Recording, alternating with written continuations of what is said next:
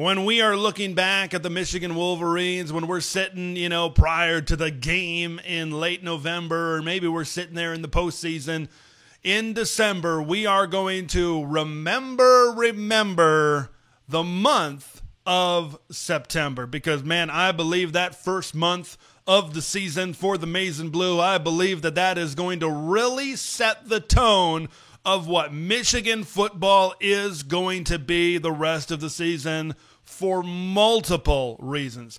I believe this team, they fancy themselves as a college football playoff team. And getting out to a good start is going to be ultra important to their success eventually down the road. What do we know? To get to the college football playoff, you probably got to get 10 wins. We don't really have a data point, certainly, for a 9-3 team to be able to get in. Michigan, and we'll talk about these road games, but they've got 2 difficult road games in the months of September that I think is going to reveal a lot. Before we get into that, I want to talk about this. I want to talk about the signal caller position. I want to talk about the quarterback position, because what kind of happened last year? What was really something that was a detriment to really the beginning of the season for Michigan is the quarterback battle. They kept on switching back and forth. Alex Orji, Davis Warren, Jack Tuttle, like all of those guys were in there. And, the situation was not great, considering maybe how late in the process that Jim Harbaugh and J.J. McCarthy kind of went off and went to the NFL, and all of those decisions were made. And maybe Michigan didn't have the greatest opportunity to go out there and find somebody. So it was kind of a tough situation that Sharon Moore and this coaching staff were really put in. But now, this year, the quarterback talent is leaps and bounds better. But I think they got to learn their lesson from last year.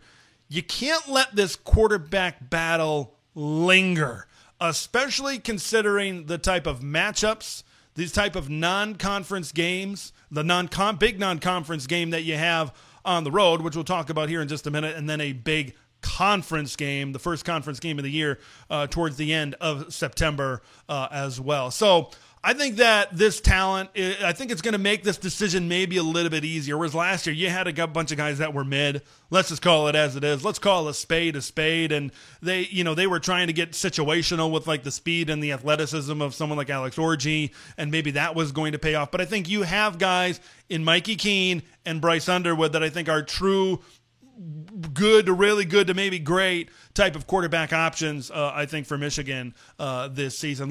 Not only for the confidence of your team, but also for the confidence of the guy.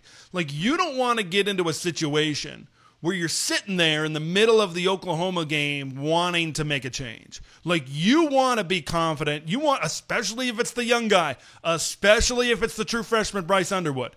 That is the last thing you want from a true freshman, right, is to put your confidence in them early and then maybe realize it wasn't the right decision and we put them out there too soon. That can maybe deter the development of a young quarterback certainly a little bit more. So you need to be firm, make your decision. And I will say this, if you want to split reps in that first game against New Mexico, be my guest. Do so. Use that as an opportunity, a game situation, although against not a great opponent, but use that as a game situation to really figure out who's going to be the best going into that big game against Oklahoma just a little bit later. So they got to be able to figure that out. That is a tremendously important key to really getting that quarterback established in September so they can gain confidence throughout October, throughout November, so they can be playing their best. If you're doing a flip-flop job, neither one of those guys is really going to be able to gain a ton of confidence, to be honest with you. Let's talk about these road tests, because really when we talk about the months of September, the road game, the second game of the year, where they go on the road to play the SEC's Oklahoma Sooners, and then their fourth game of the season at the end of September, they go on the road in a conference game to face off against the Nebraska Cornhuskers. I believe both of these games are going to reveal a lot whether, hey, is Michigan truly a college football playoff team? Are they a top 20 team? Are they a top 15 team? Where exactly do they sit in the grand scheme of things? Or do they have a lot of work to do? Remember last year's team, for as maybe as bad as they were at times, especially earlier on in the season, This is a team that, that they had NFL players. They had Colston Loveland. They had Kenneth Grant. They had Mason Graham. For part of the season, they had Will Johnson. Now you don't have those types of NFL talent to lean on. I think this is going to reveal a lot about this coaching staff, how they have this new crop of guys really ready to play and really to step into bigger roles to be successful right away. Let's start first about what this Oklahoma game could possibly reveal. All Brent Venables does is crap out great defenses. I mean, he just, whether it was at Clemson or now here at Oklahoma or wherever he has been in his career, he's constantly put out fantastic defenses. I think he's one of the better defensive minds maybe out there in college football. And this defense for Oklahoma is no different. The Sooners returned their top 2 sack guys from last year, Armasa Thomas and Grayson Halton. They combined for 15 sacks last year. This is a pretty good and a decently deep defensive line. I think one question mark that I think Michigan fans have this year that I think is really important to the success on offense, not only in the pass game protecting their quarterbacks, but also in the run game paving the way for guys like Justice Haynes and Jordan Marshall, is the offensive line. The offensive line was hit or miss, certainly at times last season. Early in the season, there were a fair amount of misses. But how is this offensive line going to come together in just their second game of the season against a really, really good SEC defensive line? And then how is Bryce Underwood, if he is the quarterback or if it's Mikey Keene, but especially if it's Bryce Underwood, which that's kind of the direction that I seem to be trending right now in Michigan's quarterback battle. But if it is him, how does a young quarterback handle this type of environment? How does a young quarterback go into a night atmosphere in Norman, Oklahoma, face not only the pressure of the pass rush, but also the pressure of the moment, but also the pressure of the environment? Because if you're playing Bryce throughout the season, he's going to have, even though the schedule is very manageable for Michigan, he is going to have bigger stages. He is going to have bigger moments where he needs to step up. This is going to give us an early glimpse and an early reveal as to how ready or not ready Bryce Underwood may be. So this offensive line is a huge key. This is an offensive line, I think, that needs to take a step up this year. We know Greg Crippen, we know Giovanni El-Hadi, guys that were on this team last year that are in the middle of that offensive line that are expected to maybe take another step forward in their development. This is going to reveal a lot. That is going to really be a big test to really see where this team really is. And I think, on a larger macro scale, both of these road games are really going to tell, is Michigan prepared to really step back into that playoff atmosphere? Or is this a team, maybe minus some of these NFL guys, that it's a little bit unprepared for them to really rise up to that level? That's what this is really going to say. And then you look at the offensive side of the ball for Oklahoma. This was a bad offense last year. Let's just call it as it is for both these teams, but I'm talking about Oklahoma right now. But they go out and get John Mateer, great transfer quarterback from Washington State, one of the top-rated transfer quarterbacks this cycle. Now, they had some injuries at wide receiver last year. Former Purdue Boilermaker Deion Burks was kind of banged up for most of the season. Jaden Gibson as well. They bring in Giovanni Gibson, who had over 1,200 yards in the FCS last year. So if you keep those guys healthy and then you add Giovanni Gibson, like I said, this is a group of weapons that I think could be pretty decent. And what do we know about Michigan's defense last year? The pass defense maybe wasn't up to snuff. We know we had Rod Moore go down in the beginning of the season. Will Johnson, of course, was banged up throughout the year. So you had some of these, whether they were newer transfers or just newer players in general, they had to step up maybe a little bit earlier than anticipated into some of these roles. And you certainly saw some of those growing pains for the Michigan defense. Will the secondary continue to have those same issues against a team that I think will be better throwing the football down the field? That's going to be something I think is going to be revealed. That's something that I think we're going to really find out in this football game. I think that this is going to be one of the more physical non-conference football games that a Big Ten team will probably play. I could see this one being 20-16, 20-13 type of defensive football game. How can this offense really adjust? Hey, we're going to find that out. And then, hey, how can new offensive coordinator Chip Lindsey be able to adjust early in the season? We're going to find a lot of questions are going to be answered very early in the season. And then you advance forward to that first non-conference game. Nebraska's a team that's likely going to be 3-0 if they can get by Cincinnati out of Arrowhead in the first game of the season. And they're going to be looking at home for that first marquee signature win for Matt Rule. Nebraska's going to be sick of saying, hey, when you get in these situations, they always come up short. Matt Rule, hey, you can't beat a ranked team. You know, they're going to be sick of hearing things like that. And I think Matt Rule is going to be looking hard at this Oklahoma film. And he is going to be looking for everything to be able to dissect, to be able to find an advantage. Like, I think Nebraska's, there's a possibility that the Huskers' passing attack could be pretty good this year.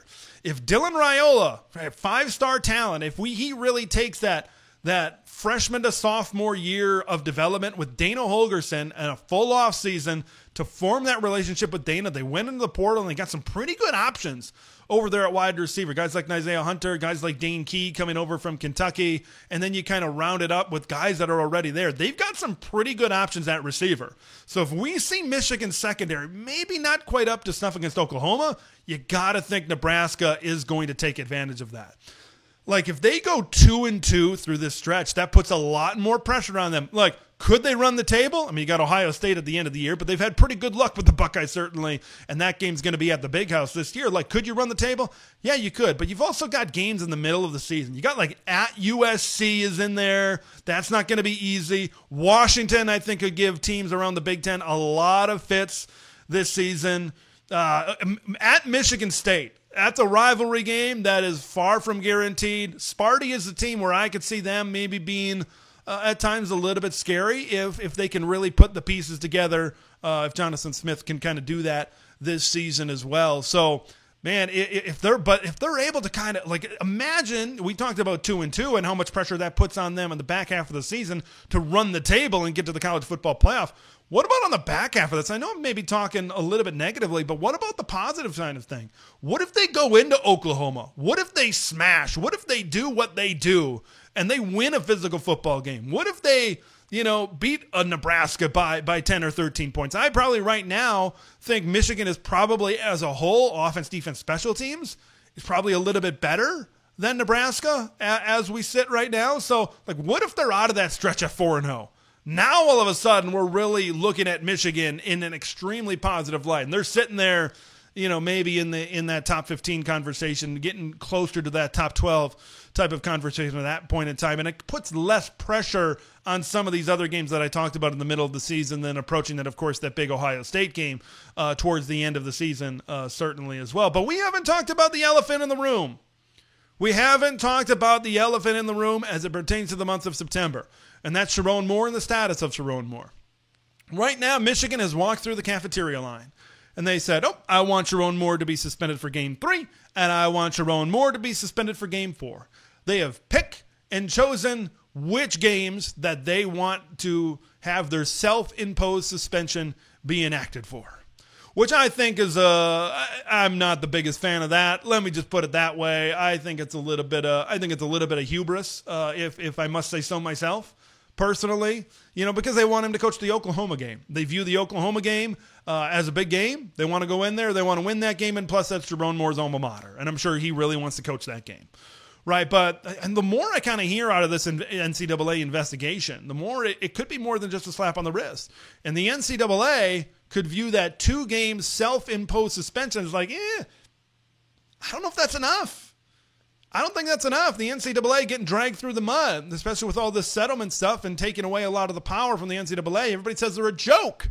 They are a joke, but everybody's saying they're a joke. Maybe this is their chance to make a statement. Maybe this is their time to maybe make a comeback, and maybe Michigan is just that team that they want to send a message to right now. And maybe, what if Sherrone Moore is suspended for the first 4 games of the season in September? How does Michigan as a team really circle the wagons? Like, I thought Sherrone Moore did a really good job in the absence of Jim Harbaugh's suspension. Okay? Does Sherrone Moore have a Sherrone Moore?